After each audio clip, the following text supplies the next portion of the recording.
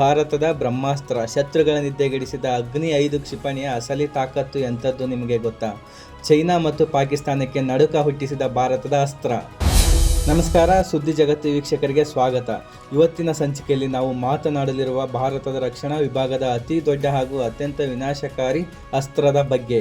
ಶತ್ರು ರಾಷ್ಟ್ರಗಳ ನಿದ್ದೆಗೆಡಿಸಿರುವ ಭಾರತದ ಹೆಮ್ಮೆಯ ಬ್ರಹ್ಮಾಸ್ತ್ರ, ಅದೇ ಅಗ್ನಿ-5 ಕ್ಷಿಪಣಿ. ಇದರ ತಾಕತ್ತು ಎಂಥದ್ದು? ಚೀನಾ ಮತ್ತು ಪಾಕಿಸ್ತಾನ ಈಗ ಈ ಕ್ಷಿಪಣಿಗೆ ಇಷ್ಟೊಂದು ಭಯ ಪಡುತ್ತಿರೋದೇಕೆ? ಬನ್ನಿ ಇವತ್ತಿನ ಈ ವಿಡಿಯೋದಲ್ಲಿ ಇದರ ಬಗ್ಗೆ ಸಂಪೂರ್ಣ ಮಾಹಿತಿಯನ್ನು ತಿಳಿದುಕೊಳ್ಳೋಣ.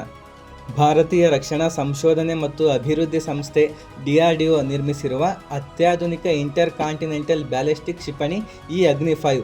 ಇದು ಭೂಮಿಯಿಂದ ಭೂಮಿಗೆ ಚಿಮ್ಮುವ ಮತ್ತು ಭಾರೀ ಗಾತ್ರದ ಪರಮಾಣು ಸಿಡಿತಲೆಗಳನ್ನು ಹೊತ್ತೊಯ್ಯಬಲ್ಲ ಸಾಮರ್ಥ್ಯ ಹೊಂದಿರುವ ಭಾರತದ ಅತ್ಯಂತ ಶಕ್ತಿಶಾಲಿ ಅಸ್ತ್ರವಾಗಿದೆ. ಅಗ್ನಿ-5ನ ನಿಜವಾದ ತಾಕತ್ತು ಇರುವುದು ಅದರ ರೇಂಜ್ ಮತ್ತು ತಂತ್ರಜ್ಞಾನ ಮತ್ತು ಅದರ ವೇಗದಲ್ಲಿ.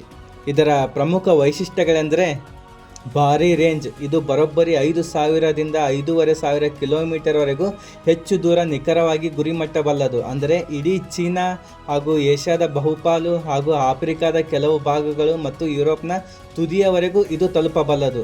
ಅಗ್ನಿ-5ರ ಅತಿ ದೊಡ್ಡ ಅಪ್ಡೇಟ್ ಎಂದರೆ ಮೀರು ತಂತ್ರಜ್ಞಾನ. ಒಂದೇ ಕ್ಷಿಪಣಿಯ ಮೂಲಕ ಏಕಕಾಲದಲ್ಲಿ ಬೇರೆ ಬೇರೆ ಗುರಿಗಳ ಮೇಲೆ ಬೇರೆ ಬೇರೆ ಪರಮಾಣು ದಾಳಿ ಮಾಡುವ ಸಾಮರ್ಥ್ಯ ಇದಕ್ಕಿದೆ. ಇದರಿಂದ ಶತ್ರುಗಳ ರಡಾರ್ ಮತ್ತು ಏರ್ ಡಿಫೆನ್ಸ್ ಸಿಸ್ಟಮ್ಗಳು ಸಂಪೂರ್ಣವಾಗಿ ಫ್ಲಾಪ್ ಆಗ್ತವೆ. ಮಿಂಚಿನ ವೇಗ. ಇದು ಶಬ್ದಕ್ಕಿಂತ 24 ಪಟ್ಟು ವೇಗವಾಗಿ ಚಲಿಸುತ್ತದೆ. ಗುರಿಯನ್ನು ತಲುಪುವ ತನಕ ಈ ರಕ್ಕಸ ವೇಗವನ್ನು ತಡೆಯುವುದು ಸದ್ಯದ ಮಟ್ಟಿಗೆ ಅಸಾಧ್ಯ. ಕ್ಯಾನಿಸ್ಟರ್ ಲಾಂಚ್ ಸಿಸ್ಟಮ್ ಅಂದರೆ ಇದನ್ನು ಎಲ್ಲಿಂದ ಎಲ್ಲಿಗೆ ಬೇಕಾದರೂ ಅಂದರೆ ಟ್ರಕ್ ಅಥವಾ ರೈಲಿನ ಮೂಲಕ ರಹಸ್ಯವಾಗಿ ಸಾಗಿಸಿ ಕೇವಲ ಕೆಲವೇ ನಿಮಿಷಗಳಲ್ಲಿ ಉಡಾವಣೆಯನ್ನು ಮಾಡಬಹುದು.